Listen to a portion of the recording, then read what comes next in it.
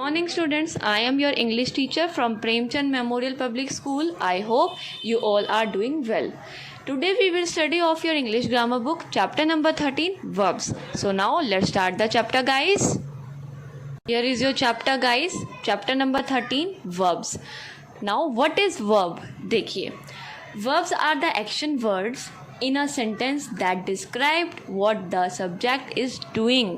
देखिए, verb क्या होता है मेनली, जो हम वर्ड्स पे एक्शन करते हैं, यानी हमने कोई एक्शन किया, कुछ काम किया, ठीक है, तो वो हमारा वर्ब होता है. अब देखिए मैं सेंटेंसेस रीड कर रही हूँ, वो हम देखते हैं.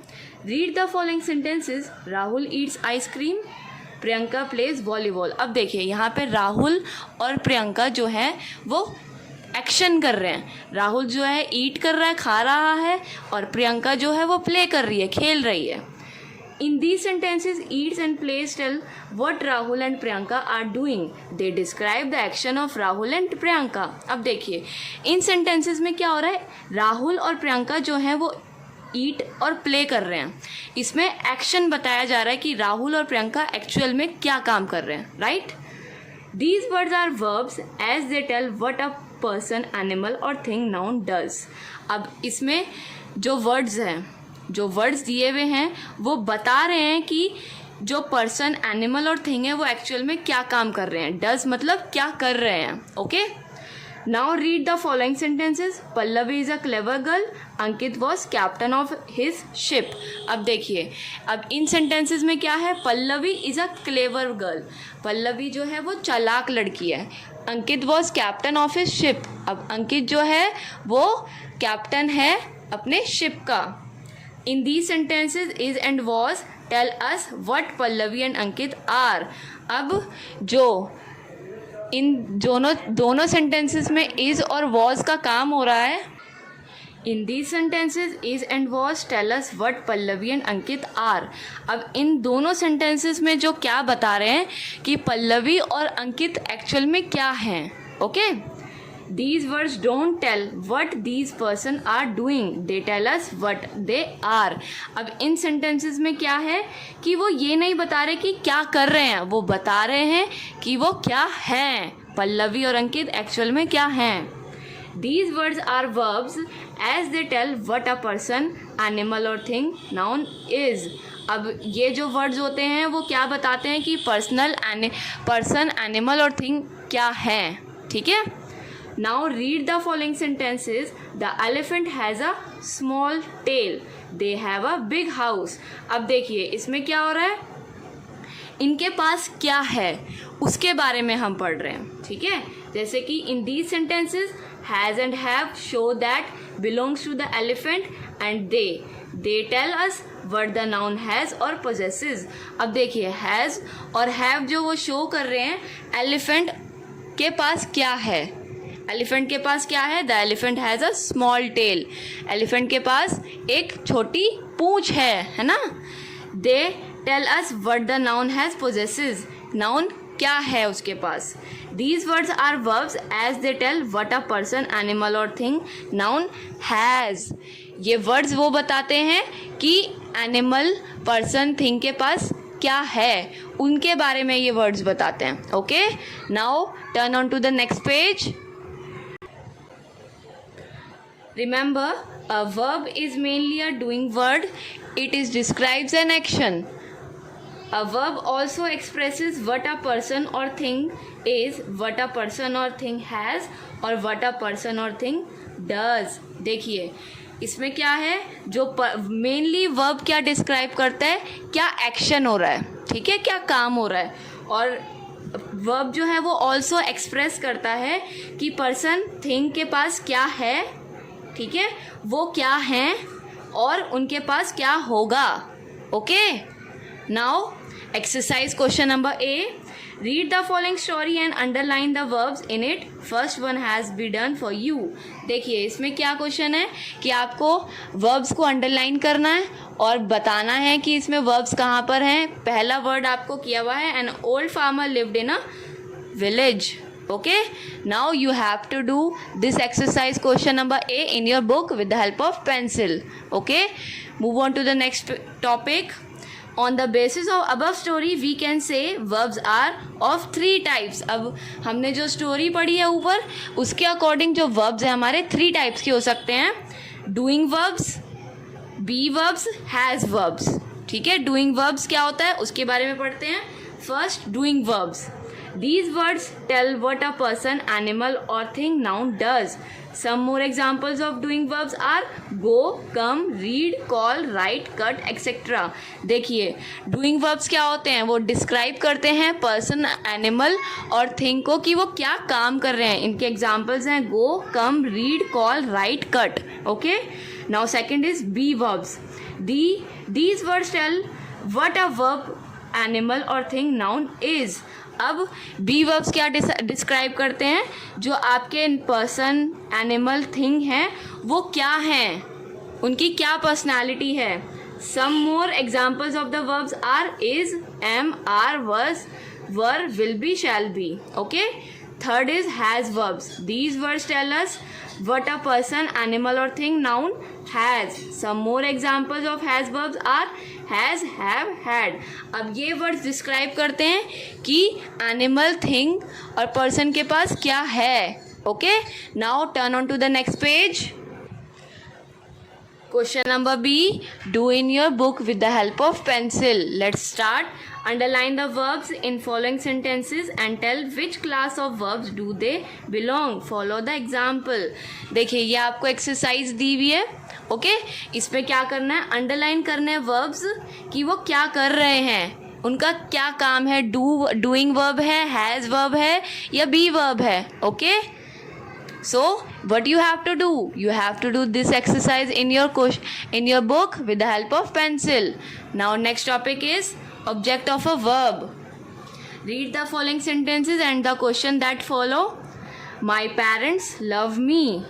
Whom do my parents love? Me is the object of verb love. देखिए इसमें क्या करना है, आपको सेंटेंसेस दिए हुए हैं और उनके क्वेश्चंस को फॉलो करके जवाब देना है. तो देखिए माई पेरेंट्स लव मी, मेरे पेरेंट्स जो है मुझसे प्यार करते हैं. whom do my parents love, किसको प्यार करते हैं, मी को. आंसर है me. Me is the object of verb love. अब जो लव है उसका ऑब्जेक्ट क्या है, मी है. ठीक है. Second is monkeys eat bananas. Monkey जो है केले खाते हैं.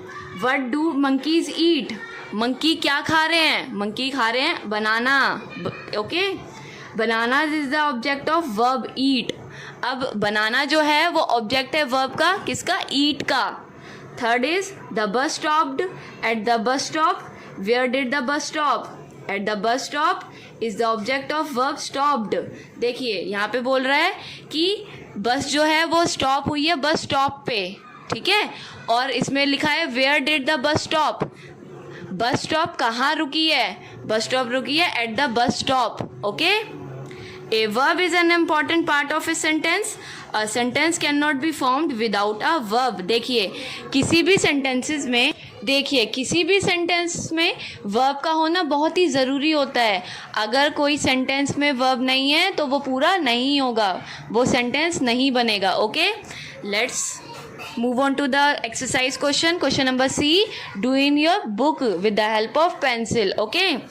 Underline the object to the verbs, the following sentences and write the verb in the space provided. Follow the example. देखिए इसमें क्या करना है, मोहित लाइक्स क्रिकेट. इसमें ऑब्जेक्ट टू द वर्ब्स को अंडरलाइन करना है कि क्या ऑब्जेक्ट है, किसके लिए है. ओके. वो अंडरलाइन करना है. So turn on to the next page. Now next topic is kinds of verbs. Verbs के कितने काइंड्स होते हैं पढ़े. Let's read. Read the following sentences. Sonu writes, Amit likes, the thief stole, Krishna eats. All the above sentences are incomplete. Here the verb requires an object to make complete sense. These verbs are transitive verbs. देखिए जितने भी हमने ऊपर sentences पढ़े ये incomplete हैं. Okay. इनको अब ज़रूरत है complete करने की. देखिए The verb requires an object to make complete sense. ऐसे verb जो इनकम्प्लीट सेंटेंस को complete sense दें उनको हम बोलते हैं these verbs are transitive verbs. इनको हम बोलते हैं transitive verbs. ऐसे verbs जो इनकम्प्लीट सेंटेंसेस को कंप्लीट सेंस में लेके आए, उनको बोलते हैं transitive verbs. Okay, let us now complete them. Sonu rights an essay. Amit likes homemade food. The thief stole his wallet. Krishna eats ice cream. Now these examples are complete.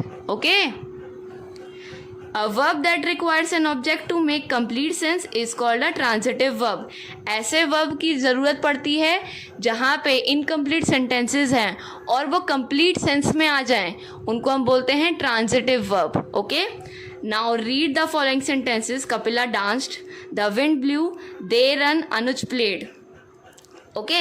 All the above sentences make complete sense. Here the verbs do not require an object to make complete sense. These verbs are intransitive verbs. अब देखिए, ऐसे sentences जिनको ज़रूरत नहीं है complete sense की, वो पहले से ही कंप्लीट हुए हुए हैं.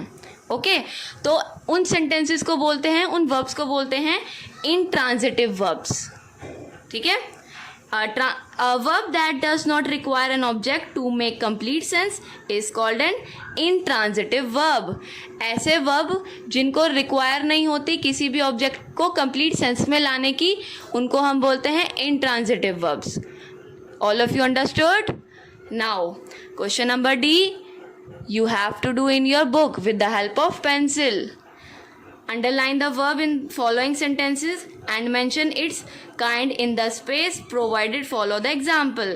देखिए, इसमें क्या करना है, verb को underline करना है और वहाँ लिखना है कि ये कौन सा verb है, transitive verb है या intransitive verb है. Example, Samita sings. अब समिता sings कर रही है, ये एक complete sentence है, तो इसमें हम लिखेंगे intransitive verbs. Okay, now move on to the next page.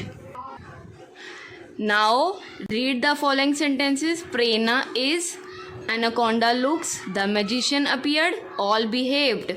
All above sentences are incomplete. Here the colored words are verbs, but they do not make complete sense by themselves. They require an object to make complete sense. देखिए, यहाँ जितने भी sentences दिए हुए हैं यहाँ पे, ये अभी incomplete है, इनका कोई भी sense नहीं बन रहा, तो इनको ज़रूरत है complete करने की. ठीक है, जितने भी कलर्ड वर्ड्स हैं वो आपके वर्ब्स हैं. ठीक है, इनको हमें कंप्लीट करना है, तो कैसे करेंगे. Once again read the following sentences. Prerana is beautiful. Now this sentence is complete. Anaconda looks ferocious. The magician appeared suddenly. All behaved well. Now these sentences are completed. The verbs in the above sentences do not have any action. They also do not show any position. So these are called incomplete verbs. देखिए, ऐसे verbs, ऐसे sentences जिनमें कोई action नहीं हो रहा, ना ही कोई position show हो रहा है, लेकिन इनको हम बोलेंगे incomplete sentences, incomplete verbs बोलेंगे. Okay? A verb that is added to complete the meaning and to form a complete predicate is called complement to the verb. अब ऐसे वर्ड को ऐड करना जो सेंटेंस को कंप्लीट करे, जिसको मीनिंग बने सेंटेंसेस का, ठीक है, उनको हम बोलते हैं complement to the verb. A verb that requires a complete predicate to make complete sense is called an incomplete verb. ऐसे वर्ड्स, ऐसे वर्ब जिनको रिक्वायर है कंप्लीट करने का टू मेक कंप्लीट सेंस बनाने के लिए, उसको हम बोलते हैं incomplete verb. Okay, now question number E, you have to do in your book with the help of pencil. Let's start. Under the verb, underline the verbs in following sentences and mention whether they are transitive verb, intransitive or incomplete in the space provided following the example. अब इस question में हमें क्या करना है, हमें बताना है कि पहले तो वर्ब्स अंडरलाइन करने हैं, वर्ब्स अंडरलाइन करने के बाद बताना है कि ये सेंटेंस क्या है, ट्रांजिटिव है, इंट्रांजिटिव है या इनकम्प्लीट है. Okay, now example, the lion looks hungry. अब इसमें लुक्स जो है हमारा वर्ब है, ये हमारा एक इनकम्प्लीट वर्ब है. क्यों? क्योंकि इसमें कोई एक्शन नहीं हो रहा है, कोई भी पोजीशन नहीं हो रहा है, ये एक कंप्लीट है, कंप्लीट सेंस है, कंप्लीट सेंस बन रहा है इसका, तो ये इनकम्प्लीट वर्ब हुआ. ओके, द बस स्टार्टेड, ये भी एक इनकम्प्लीट वर्ब हुआ, है ना. Now move on to the next page. Question number F. Do in your book with the help of pencil. Make the verbs from the following nouns. ये आपको noun दिए हुए हैं, आपको verbs बनाना है कि एक्शन करना है इसमें कि ये क्या कर सकते हैं, है ना. And question number G. Underline the verbs in the following story. ये स्टोरी है आपकी, इसमें आपको verbs को अंडरलाइन करना है. ठीक है. Now that's all for today. What you have to do, you have to do all the exercise question in your book with the help of pencil. Okay, thank you for watching video, guys. Stay safe, stay healthy, and have a good day.